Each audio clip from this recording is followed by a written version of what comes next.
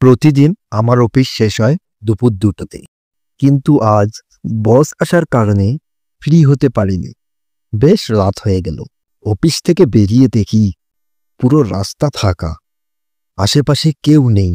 একটু একটু ঘুরে ভয় লাগতে শুরু করলো। কিছুক্ষণ দাঁড়িয়ে থাকার পর একটা বাস আসতে দেখলাম। অপেক্ষা না করেই উঠে পড়লাম। বাসে উঠে কিছুটা স্বস্তি পেলাম, কারণ ভিতরে কিছু যাত্রী ছিল।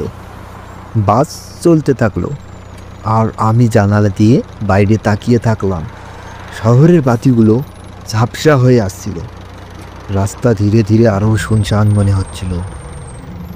একসময় গন্তব্যে পৌঁছে বাস থেকে নামলাম। ঠান্ডা বাতাস বইছিল আর অদ্ভুত এক নিস্তব্ধতা চারপাশে ছড়িয়েছিল। মনে পড়ল, শুনেছিলাম এই রাস্তায় গভীর রাতে কেউ হাঁটতে চায় না।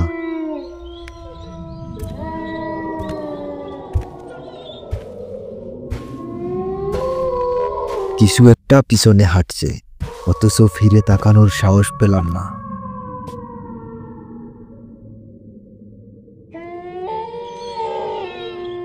একটু এগোতেই দেখলাম সামনে বাঁশের ঝাড়ে কে যেন উল্টো ঝুলে আছে। প্রথমে মনে হলো চোখের ভুল, কিন্তু সেটা তখনই ধীরে ধীরে আমার দিকে মুখ ফেরালো। সাদা প্যাকাশে মুখ, ফাঁকা চোখের গর্ত, হঠাৎ এক বিকট হাসি।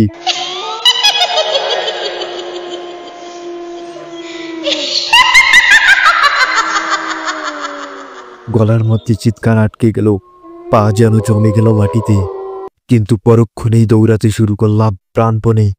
ছুটতে থাকলাম বাড়ির দিকে। পিছন থেকে হালকা ফিস ফিস শব্দ হচ্ছিল। সূর্যের আলো চোখে পড়তেই ধীরে ধীরে জ্ঞান ফিরে এলো। গভীর রাতে দৌড়ানোর পর কি ঘটেছিল কিছুই মনে নেই।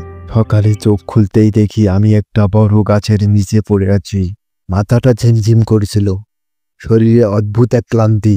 চারপাশে তাকিয়ে দেখি এটা আমার বাসার আশপাশ নয়।